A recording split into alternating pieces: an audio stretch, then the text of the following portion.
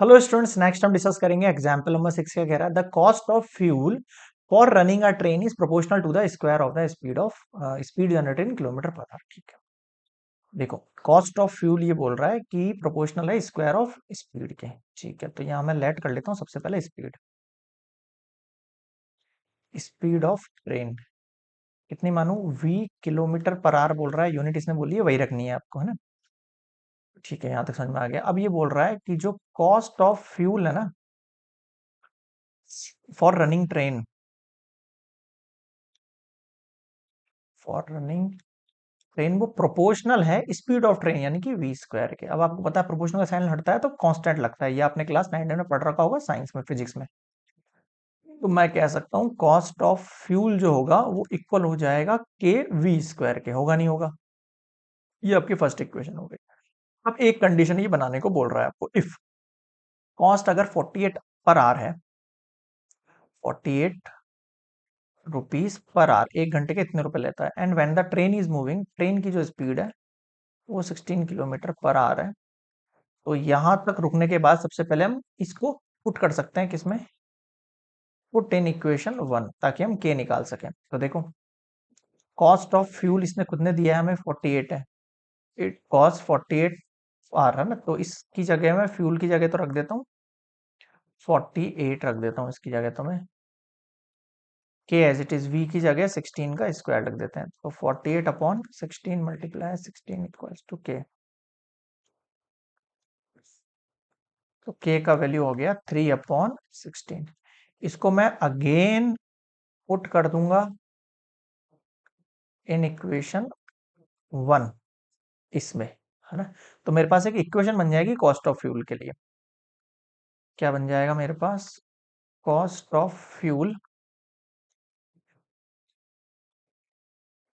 For running a train, के की जगह यहाँ वैल्यू पूछ जाएगी 3/16 वी स्क्वायर, 3/16 वी स्क्वायर पर आर। एक घंटे के अंदर इतना कॉस्ट लगता है। ठीक है, समझ में आ गया।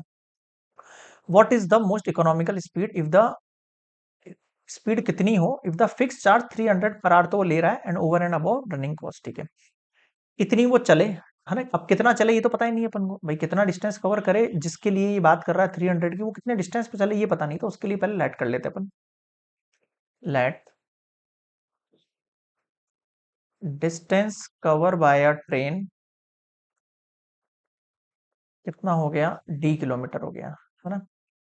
ठीक है भाई, अब मुझे फॉर्मूला पता है, speed equals to distance upon time होता है। अगर मैं टाइम पूछूं आपसे तो आप क्या कहोगे? Distance upon speed. ठीक है, time taken to cover distance D kilometre equals to distance कितना है मेरे पास, डी है, और स्पीड कितना है मेरे पास, वी है। ये मेरा क्या हो गया, टाइम हो गया, यानी आवर्स में टाइम हो गया।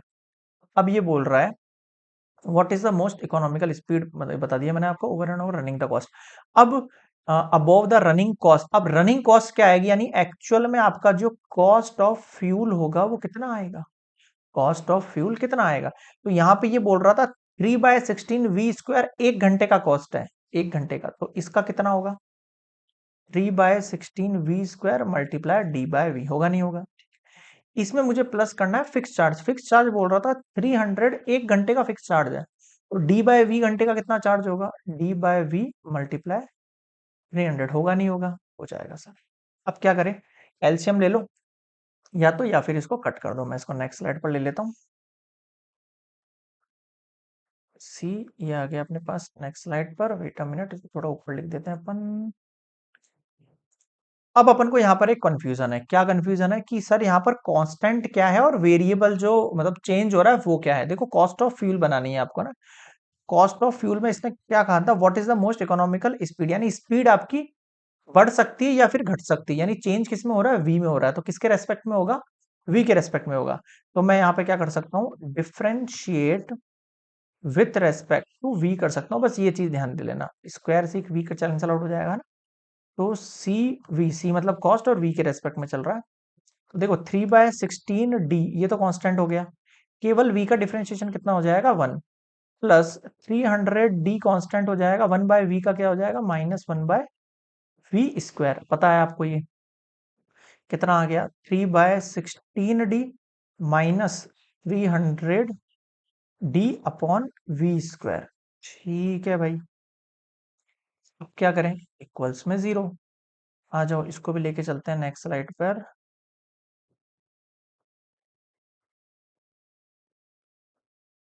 एक मिनट, ठीक है। अब नाउ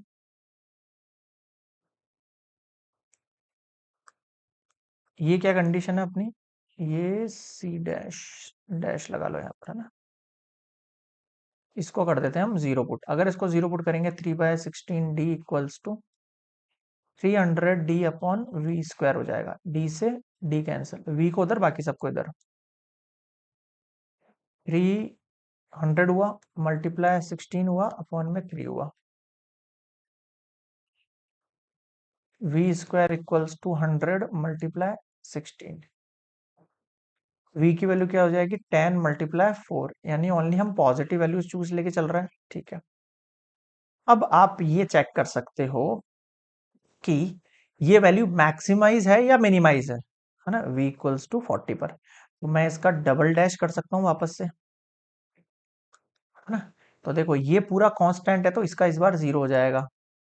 -300 डी कांस्टेंट है, और माइनस सॉरी 1/v² का करेंगे तो माइनस का 2/v³ आ जाएगा आपके पास। समझ में आया। तो ये वैल्यू किस में आ रही है आपके पास, पॉजिटिव में आ रही है। किस में आ रही है आपके पास, पॉजिटिव में। फिर से देख लो, ये कांस्टेंट है, इसका जीरो हुआ, -300 डी कांस्टेंट है, 1/v² है, इसको मैं v की पावर -2 लिख सकता हूँ, -2 आगे लेके आ गया, और v के अंदर से -3 कर लिए, अपॉन में 3। तो आंसर कुल मिला के 2×3 = 600 डी/v³ आएगा। अब आप इसके अंदर जब 40 पुट करोगे ना,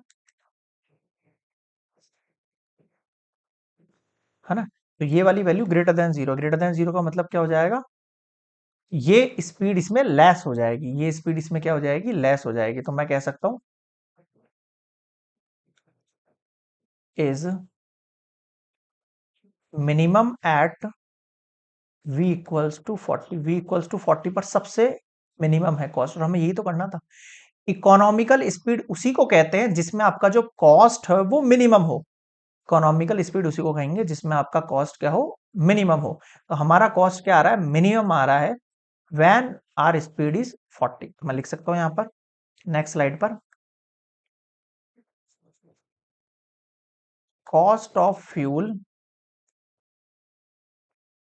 is minimum when speed of train